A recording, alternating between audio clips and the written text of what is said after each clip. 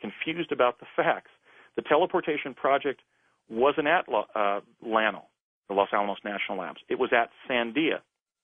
And in fact, I knew that was valid information because the teleport that we were being taken to quantum leap back to the tarmac at Curtiss-Wright in New Jersey was, in fact, on the far right side of the Sandia campus. So I've gathered insider information like this, and I hesitate to call them whistleblowers because I'm, in fact, the whistleblower that's releasing this information. But I'm not the only hero of this investigation. My investigation has been advanced by many good and decent Americans who have helped me uncover the truth because they recognize the significance of this accomplishment in our American civilization and the potential to use this technology to really address our global environmental problems and create a 21st century that will be far different and more advanced than the 20th century that we've just left.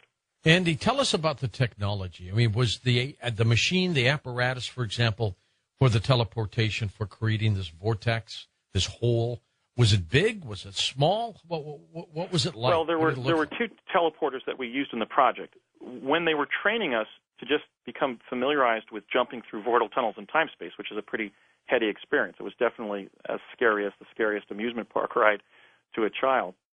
We were jumping through a very small device there in Building 68 at Curtiss-Wright. It was essentially about the size of a bookshelf. I mean, each of the armatures of the device was about the height of a tall person to a child. And the field of energy we were jumping through was only about, I would say, about 10 feet across and maybe 8 feet high. So that wasn't intimidating at all. And we went through the vortal tunnel very quickly. In fact, the reason we didn't asphyxiate is because we were breathing a couple breaths of the air that we pushed into this interstitial chasm, this vacuum in time space that we were rushing through. Does the tunnel seem long or is it very short? It seemed very long. There were certain paradoxes when you would jump through the field of energy. You sensed that you were rushing through, let's say, the Lincoln Tunnel in New York City at 10,000 miles per hour, and yet you seemed to stay in the tunnel for a long time. But then you saw a pinprick of light in the distance that suddenly, essentially, came into full view very quickly, and then we completed our footfall in Santa Fe. So there were some time-space paradoxes or some time dilation going on, but I'm certain that we were only in the tunnel for perhaps even a split second. But it did seem like it lasted, let's say 30 seconds or so. How far out did they try to send people? We were, with the small teleport at Curtiss-Wright, we could be sent initially in the summer of 1970. We noticed that they were keeping us in Santa Fe until nightfall, frequently taking us to dinner, let's say, to Howard Johnson's restaurant at 8 o'clock at night. And then when we would be driven to the Sandia campus to jump back to Curtiss-Wright in New Jersey, we realized that we were arriving in New Jersey about an hour after we had left, let's say in the bright sunlight of 1 o'clock in the afternoon or 11 in the morning. And we asked them, are you setting us back in time? And they acknowledged sheepishly that they were. And we asked, how far backward in time can you set us when we return from New Mexico? And at that time, they said 12 hours. But during the 3 years that I principally served on Project Pegasus, from fall of 1969 as a third grader until the summer of 1972, the Tesla model that they had there at Curtiss-Wright was able to send somebody backward or forward in time about 2 years. Because one of the things the American people deserve to know, certainly because these devices were developed with their tax dollars, and this is a major, I think, implication of my story and the book, is that time travel technology enabled the U.S. government to win the Cold War. Because among the things they were doing was giving adult project principals like my father sensitive military plans right there at the teleport. One time we arrived at Curtiss-Wright, and there was a military attaché there who gave my dad a mailing tube. And when I asked him what's in the tube, he said, plans to some of our most sensitive weapons systems. And I said, what do you mean? And he said, schematics of intercontinental ballistic missiles. Now, that particular jump was undertaken in around November 15th of 1971. However, when we arrived in New Mexico and then delivered the plans at Los Alamos and then went down to Albuquerque to just sort of hang out with some of my dad's friends in Old Town Albuquerque, he called me over to the table there in one of the restaurants there and said, Andy, tell Connie. Connie Chavez is a principal in the story. She was an old friend of my father's in Albuquerque that he first met when he was in New Mexico flight testing the ramjet engine for Curtiss-Wright in the early 1950s. And he brought me over to the table where they were sitting and said, "Andy, tell Connie what year it is." And I said, "What year it is? What do you mean, Dad? It's 1971. And they practically fell off their tables, or off the table, off their chairs, because, in fact, from their perspective, in the time-space location they were in, that we arrived in, it was the beginning of the summer of 1973. And this is one of the implications of the story. What was occurring was that the U.S. government was teleporting military secrets into the future so that if, for example, Soviet intelligence agents tried to find those secrets, even if they knew of the existence of those documents, they wouldn't be able to recover them because they were stored not just in deep underground military bases in New Mexico, but deep underground military bases in New Mexico in the future.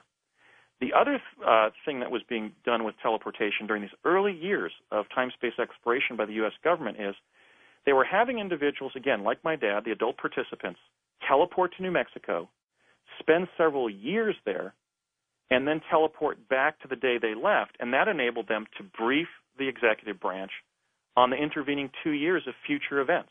That's incredible. And where did they get the technology from, Andy? Was it E.T.? Did we develop it?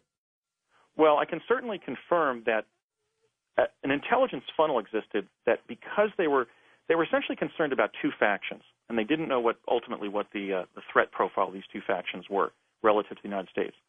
I call them the Greys and the Reds. They were basically concerned about what the motives of the extraterrestrials that they knew had begun to visit our planet in great numbers after we began to explode atomic weapons during the war. They didn't know what the intention of different extraterrestrial species that are visiting us was. They were also concerned, believe it or not, with a land invasion of the continental United States by the Soviet Army. So they were throwing everything into the defense technical funnel. Tesla's work, the work of, we're going to go into the work of these two Vatican musicologists, Ernetti and Gemelli, who developed a device called a chronovisor that actually renders images of past and future events as a hologram. So they were gathering foreign intelligence that had gone on in other countries. They were clearly reverse engineering extraterrestrial technology from crash saucer cases like the Roswell incident, and even deriving insights into different esoteric technologies from archaeological artifacts that had been collected for the last 100 or 150 years by the time these post-war projects were launched. Andy, there's been a story that we've been tracking for years here on Coast to Coast by a time traveler named John Teeter. And I'd kick myself for the rest of my life if I didn't ask you, because you just seem like you know so much. Are you John Teeter, that time traveler? In fact, I am not. But let me say that I've avoided discussing other time travel accounts, such as the Philadelphia experiment and Project Montauk and also the John Teeter case, because in my estimation, all of them contain some valid information. And I don't know whether that's because they're disinformational ploys or they are apocryphal accounts that emerge from the actual insider experiences that people have that then sort of morph into urban legends as a result of, the post office effect, where people talk about their experiences and then ultimately the story gets altered. Right. I believe the John Teeter story, I will address this since you're asking, and that is I believe it's apocryphal, and let me tell you why I believe that's the case. You asked how far in time they sent us. Well, in terms of forward time travel, there were several jumps that we undertook from an old civic compound immediately outside of Cerrillos, New Mexico. Today it's called the Cerrillos Cultural Center. It was an old recreational facility built for Cerrillos, New Mexico by the WPA during the Depression. And in the summer of 1972, on the Olympic-sized basketball court inside the gym there, they constructed a huge device. It was this 60-foot-high black anvil-shaped piece of high technology that essentially powered a portal or doorway at the base of the device that was illuminated with a blue neon color. And we were trained that summer to run up a ramp and through that portal to access the year 2045. And we were doing that to pop into view in front of one of the project locations in the future. In other words, around 1970, the U.S. Defense Department established ongoing liaison with a time